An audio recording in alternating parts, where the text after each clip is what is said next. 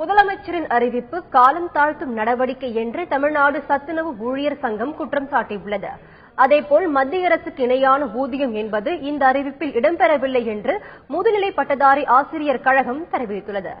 மத்திய அரசுக்கு இணையான ஊதியம் வழங்க வேண்டும் என்கிற உத்தரவாதம் என்ற அறிவிப்பில் இல்லாத காரணத்தினால் ஊதிய குழு சம்பந்தமான முரண்பாடுகளை களைய வேண்டும் என்பதை பற்றியான அறிவிப்புகள் இல்லை என்ற காரணத்தினால் இந்த அறிவிப்பு என்பது ஆசிரியர் மத்தியில் மிகுந்த ஏமாற்றத்தையும் கோபத்தையும் ஏற்படுத்தியிருக்கிறது.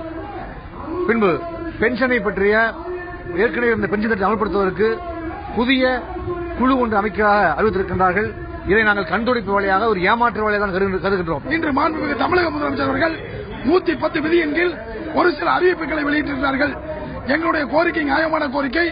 ஓய்வு பெற்று செல்லும் போது குறைந்தபட்ச ஓய்வூதியமாக குடும்ப ஓய்வூதியமாக 3050 ரூபாய் 500 ரூபாய் வழங்க வேண்டும் என்பது எங்களுடைய கோரிக்கை. ஆனால் ஏற்கனவே வழங்கியிருக்கக்கூடிய 1000 ரூபாயிலிருந்து 500 ரூபாய் கூடுதலாக வழங்கியிருக்கிறார்கள். அந்த 1500 ரூபாய் கூட இன்றைய விலைவாசி உயர்வுக்கேற்ப அதை எங்களுக்கு டிஏ மெரிச் பண்ணி கொடுத்திருந்தா கூட ஒரு 3000 ரூபாயாக வந்திருக்கும். அது மறுக்கப்பட்டிருக்கிறது. இந்த அரசு பரிசீலிக்க வேண்டும்.